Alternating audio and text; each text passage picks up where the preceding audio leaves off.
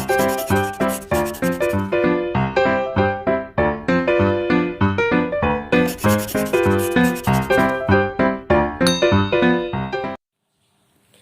assalamualaikum semua, ketemu lagi di channel Bubul ini. Jangan lupa subscribe ya, subscribe, like, and share, komen juga ya.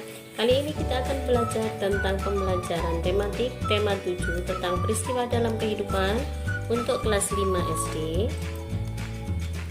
Subtema 1, peristiwa kebangsaan masa penjajahan, khususnya pembelajaran 4. Baiklah, tujuan pembelajaran kali ini yaitu 1. Dengan membaca, siswa dapat mengetahui peristiwa-peristiwa sejarah pada awal pergerakan secara nasional. Nomor 2, tujuan kedua adalah dengan mengamati, siswa dapat memahami kondisi kehidupan masyarakat Indonesia pada masa awal pergerakan nasional di berbagai bidang secara tepat. Tujuan pembelajaran ketiga, dengan membaca, siswa dapat menyebutkan faktor-faktor yang membedakan suku bangsa satu dengan yang lain secara benar. Tujuan pembelajaran keempat, dengan membaca, siswa dapat menyebutkan peristiwa-peristiwa seputar Sumpah Pemuda pada tahun 1928 secara tepat. Tujuan pembelajaran terakhir adalah dengan bercerita, siswa dapat mengenali identitas dan keragaman suku bangsa pada teman-temannya dengan penuh percaya diri. Untuk bahasan pertama, kita akan mempelajari tentang peristiwa-peristiwa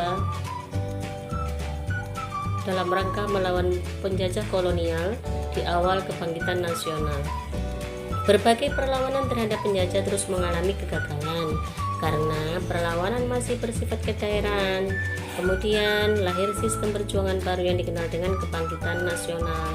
Jadi sebelum ini semua perlawanan peperangan itu hanya bersifat sendiri-sendiri, setiap daerah berjuang sendiri-sendiri. Namun setelah itu pada bangsa Indonesia mengalami penderitaan akibat penjajahan mulai awal abad ke-17 sampai abad ke-20.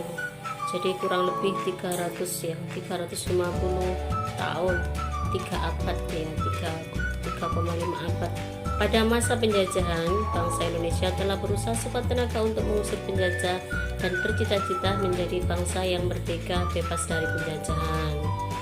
Berbagai bentuk perlawanan terhadap penjajah yang dilakukan oleh para raja, bangsawan, tokoh masyarakat, dan tokoh agama dilakukan dengan cara mengangkat senjata. Namun pada umumnya bentuk perlawanan semacam itu mengalami kegagalan, walaupun semuanya berperang tetap gagal. Adapun faktor yang menyebabkan gagalnya perjuangan bangsa Indonesia itu apa saja? 1. Perjuangan bersifat kedaerahan. Jadi setiap daerah berjuang sendiri-sendiri. Yang kedua, malah perlawanan tidak dilakukan secara serentak. Perlawanannya tidak serentak, tidak bersama-sama, berbeda waktunya. C. Masih bergantung pada pimpinan. Jika pemimpin tertangkap, perlawanan berhenti. Jadi kalau pemimpinnya sudah tertangkap, tidak ada perlawanan lagi, gitu ya. D. Kalah dalam persenjataan. Kita hanya menggunakan senjata seadanya, terutama bambu runcing.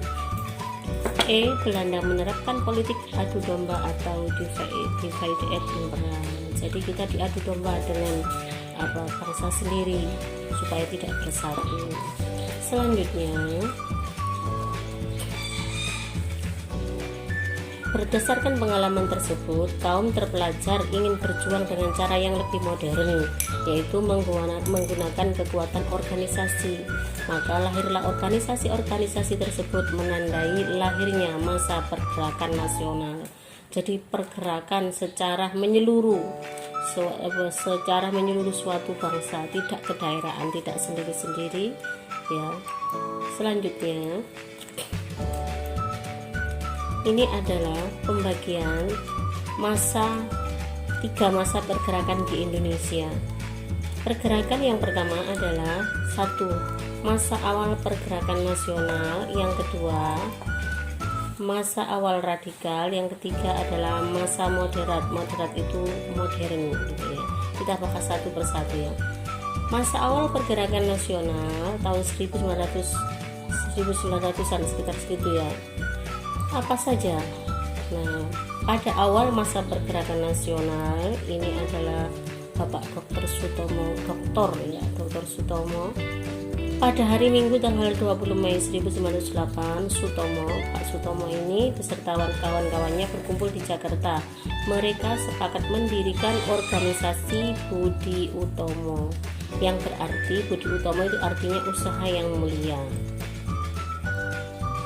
Karena sebagai organisasi modern yang pertama kali muncul di Indonesia, maka pemerintah Republik Indonesia menetapkan tanggal berdirinya Budi Utomo diperingati sebagai Hari Kebangkitan Nasional. Jadi setiap tanggal 20 Mei kita akan memperingati sebagai Hari Kebangkitan Nasional untuk menghargai jasa beliau. Ya. Selanjutnya masa awal radikal. Radikal itu apa? Radikal itu kekerasan ya. Nah, itu sekitar antara tahun 1920 sampai 1927-an segitu ya. Ini adalah gambar tokoh-tokoh perhimpunan Indonesia ya. Mengapa kok disebut radikal? Perjuangan bangsa Indonesia melawan penjajah Belanda, pada abad ke-20 disebut masa radikal karena pergerakan nasional pada masa ini bersifat keras, radikal terhadap pemerintah Hindia Belanda. Kita sudah mulai berani gitu ya, bersikap keras, bersikap radikal kepada mereka. Mereka menggunakan azas non kooperatif, tidak mau diajak kerjasama. Makanya pemimpin-pemimpin kita menerapkan kekerasan ya. Organisasi-organisasi bersifat radikal adalah Perhimpunan Indonesia PI pada waktu itu ya, yang terkenal. Perhimpunan Indonesia itu sangat keras melawan penjajah Belanda. Partai Komunis Indonesia PKI, Nahdlatul Ulama, Partai Nasional Indonesia, dan sebagainya. Sekarang masa moderat. Masa moderat itu adalah masa modern di atas tahun 1930-an, modern ya, moderat itu. Nah, ini sudah mulai mengadakan rapat atau sidang-sidang seperti itu ya. Sejak tahun 1930, organisasi-organisasi pergerakan Indonesia mengubah taktik perjuangan. Mereka menggunakan taktik kooperatif, bersedia bekerja sama dengan pemerintah Hindia Belanda. Sudah mulai mau diajak berunding. Organisasi-organisasi yang berhaluan moderat antara lain Partindo gitu ya, terus BNI Baru, Partai Indonesia Raya atau Parindra, Gerakan Rakyat Indonesia, Gerindo, dan Gabungan Politik Indonesia atau GAPI, dan sebagainya. Selanjutnya, ayo berlatih yuk tentang hal-hal yang sudah kita pelajari tadi.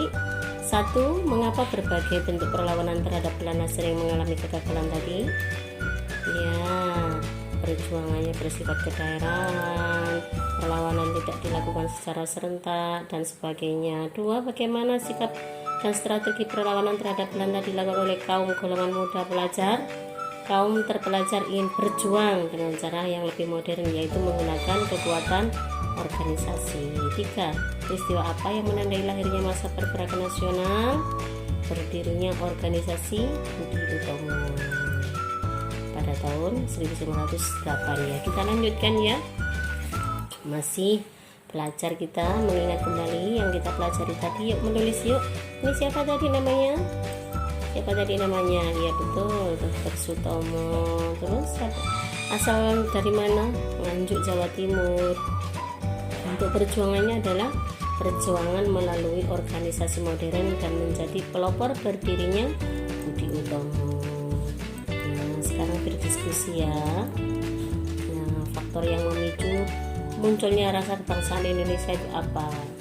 Kok kita bisa ingin bersatu, ingin bangkit gitu ya? Ada faktor internal. Internal itu dari dalam, eksternal itu dari luar. Apa saja faktornya? Adanya kenangan kejayaan masa lalu pada masa kerajaan. Terus kedua, perilaku Belanda yang menyengsarakan rakyat Indonesia sehingga menimbulkan rasa senasib sepenanggungan. Lahirnya kaum terpelajar, lahirnya kelompok terpelajar Islam. Eksternal dari luar, faktornya apa saja? Adanya politik etis dari Belanda atau politik balas budi. Nomor 2, peristiwa Perang Dunia I menyadarkan kaum terpelajar mengenai penentuan nasib bangsa Indonesia. 3. Munculnya dorongan untuk melawan penjajah. 4. Kemenangan Jepang atas Rusia. Tahukah kalian bahwa perkembangan rasa kebangsaan rakyat Indonesia terjadi di berbagai bidang pendidikan, bidang ekonomi, bidang politik, dan juga bidang sosial budaya. Kalian pelajari sendiri ini ya. Selanjutnya kita belajar membaca lagi tentang peristiwa Sumpah Pemuda.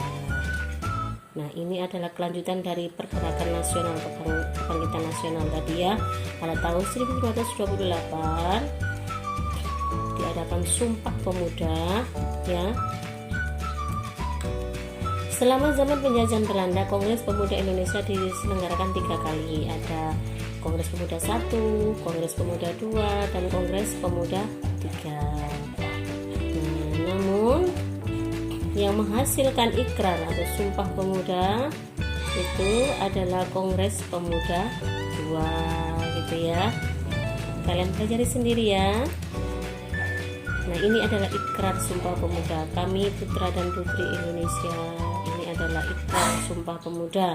Sedangkan yang di sebelah sini adalah hasil dari Sumpah Pemuda 2 adalah A. Menerima Indonesia sebagai Indonesia Raya, hasil ciptaan Wakil Rudolf Supratman sebagai lagu kebangsaan, dan seterusnya. Kita lanjut ya. Selanjutnya, kalian cari kosakata pada bacaan tersebut di atas, lalu tuliskan pada tabel atau kolom-kolom yang tersedia. Yang pertama, cari di Kamus Besar Bahasa Indonesia ya. Kalau nggak punya Kamus Besar Bahasa Indonesia, ya kamus yang kalian punya. Ya, kosakatanya misalnya zaman itu artinya jangka waktu yang panjang. Ikrar itu artinya apa? Janji atau sumpah. Kongres itu artinya apa? Rapat besar. Nah, ini kosakata yang tidak baku. Nah, artinya ini penulisannya tidak baku karena ini adalah bahasa asing yang perlu dinaturalisasikan begitu ya. Selanjutnya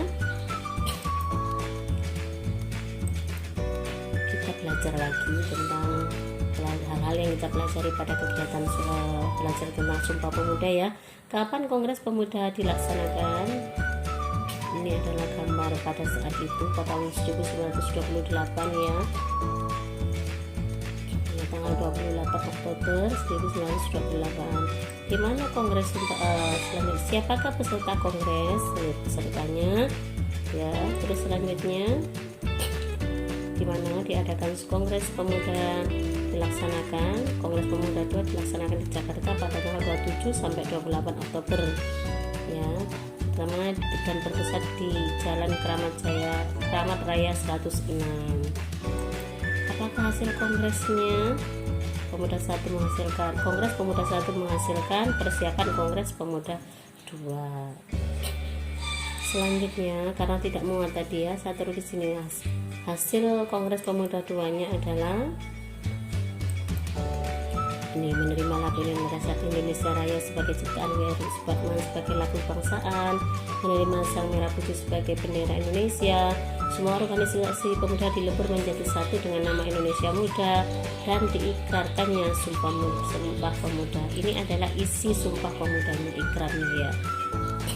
Kami putra dan putri Indonesia. Nah, selanjutnya dari pemuda-pemuda di berbagai negara, di berbagai wilayah Indonesia, mereka berbeda suku. Nah, perbedaan antara suku satu dengan yang lainnya hanya terletak pada bahasa dan adat istiadat serta kekerabatan. Jadi, adat istiadat itu apa saja? Perbedaan pada adat istiadat itu bentuk dalam bentuk upacara, perilaku, upacara tradisi ya, upacara adat, perilaku, pola perilaku, bahasanya. Setiap daerah mempunyai suku yang berbeda, bahasa.